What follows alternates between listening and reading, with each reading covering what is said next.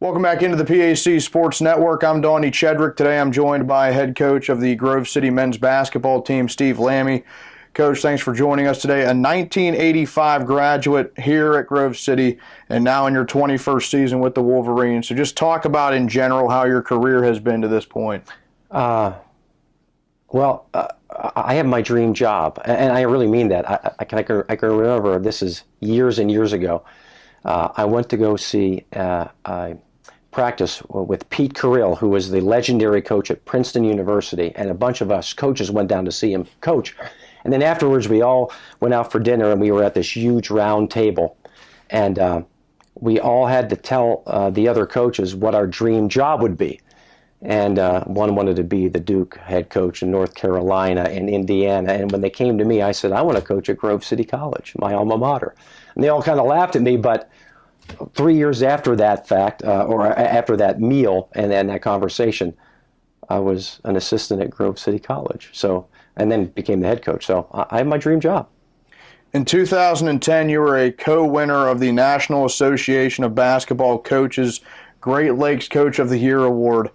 Your Wolverines that season were 19-9, won the PAC, led them to a berth in the Division III Big Dance. Walk me through how that was really a special season for you. Yeah, that was, we had won the league a couple times prior to that, but we didn't have an automatic bid. And so we were invited to the ECAC playoffs. So that particular year, we did win it and then went to the NCAAs. And I remember right after the game was over, I called my head coach and my mentor, John Barr, and I said, hey, Coach, first time in 22 years, but we're going back to the big dance. So that was the first person that I called, was the gentleman who I had taken over for and who had really taught me the game of basketball. And I thought it would be special for him to know that his program, our program, had gone back to the big dance. Last season, the team was 16-10, a loss to Westminster in the first round of the PAC tournament. Since then, you lost two versatile big men in this program, Andrew Beckman and Corey Huff. What kind of void did those guys leave your squad coming into this year? Yeah, well, we knew it was going to be a big void, but we didn't know how big until that first practice, because they had played such a big role for those previous 3 years, actually 4 years with Corey Huff, and 2,000-point scorers.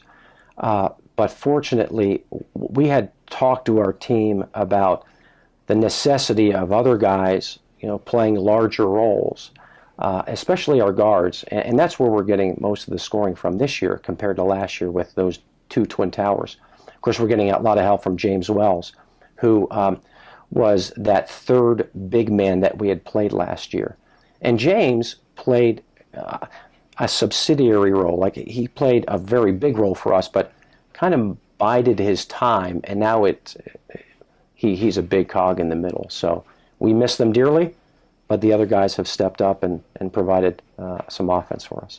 And the guy you just mentioned, James Wells, he certainly stepped up into that role, around 15 points per game this season. Talk about his progression, going from a guy that sort of waited a little bit last year, had a small role, but now into a very big one this year. Yeah, and he was, I think, content to play behind those players in terms of, when to take a shot or when to say something in practice.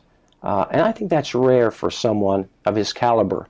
But I think there's a humility to James that is really a strength of his. But this year, he knew that he had to produce more, rebound more, and he's done that. But he's done that within the framework of our offense.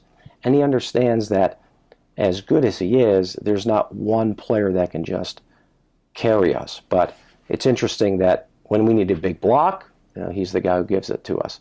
Or when we need a big shot near the end of a possession, he's the one that's going to take it. It's either him or Isaac Williams. A phrase that people always use to really describe your team is old school, really a grinding offense and a grinding defense on both ends. So what is it about that strategy that you love to instill year after year? Yeah, and we know that we're a defensive-oriented program. We always have been, and we say that defense travels, and you can be really competitive even though you may not have the same athletic ability as somebody else with great defense. But on one hand, we run the flex offense, which is a very old school offense. But it's an offense that can level the playing field because there's so many screens in it.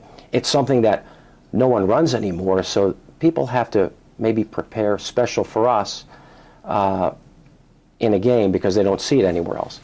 But defensively, we switch everything, which is kind of new age, I guess. That's cutting edge stuff. But so in one case we're very old school, and in another case we're like I said, like we're new age. But we also over the last couple of years have been doing a better job of, because we rebound the ball well, we can get out in transition, and I think that's something that not many people maybe take notice of, which we're fine with. But we have some good guards that can get out in transition and score and push the ball. So far this season, already a few PAC victories, Bethany, Teal, Westminster, a few others. After a 500 record in conference last year, what will it take for your team to eclipse that this season? We have to, I've said that we're a standards-based program rather than a results-based. And so we always have to play to a particular standard. And if we do that, I think we can be competitive in every game. But part of that standard is like being able to run that offense and being patient with it. Sometimes it may take 29 seconds. And I would say that it's being patient and letting the offense come to us. In some instances, we want to run and try to get quick open shots by our better players. But in other case, we just have to let it simmer, marinate, so to speak, and play both sides of that shot clock. A 9-2 home mark last season and off to a good start this year in home play. What is it about this place and the way you guys play at home that makes it difficult for opponents to come in here and win? Over the last couple of years, we've had some great fans. And I like to particular other athletes that come to our games. We played Allegheny here right before Christmas, and there were hundreds of them, a lot of football players. And so we feed off of that. There's no question. In fact, it was so impactful to us. As soon as the game was over, I ran over to our fan base, and I just started shaking hands of our student body because it meant that much to me. And I know that was almost like that sixth man mindset, that we have just one other player on the floor that gives us that spark. And so, like I said, over the last couple of years, it's been we've had some great fans, student fans in the stands. You coach at the high school level for a few years. What's the biggest difference, in your opinion, from the high school to collegiate level? Just the recruiting, honestly. When I coached high school, and I coached ninth grade and JVs, and I was a varsity head coach, but the fundamentals haven't changed. And I really like teaching. I really like teaching the fundamentals. But the other aspect of the collegiate game is you have to get kids to come here. And so that sometimes is the most difficult challenge that we have. Your wife is in her 25th season as the head coach of the women's soccer team, also spent some time as the women's basketball coach here. She was also a PAC Coach of the Year at one point. What kind of dynamic does that create for you guys as an all Grove City family? Mm-hmm. I know exactly where she is all day. She's either at home or she's on the soccer pitch, and I can say that she can say the same thing. If I'm not at home, I'm either on the road recruiting or I'm on the basketball floor teaching. But she also knows, like, those long hours are well worth it, and I do as well, because we're speaking into kids. We're mentoring them, so we have that same mindset, that same calling.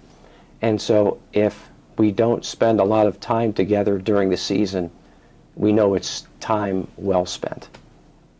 Steve Lamie, the head coach of the Grove City men's basketball team. Coach, thanks for your time. Thank you. We'll be back with more after this on the PAC Sports Network.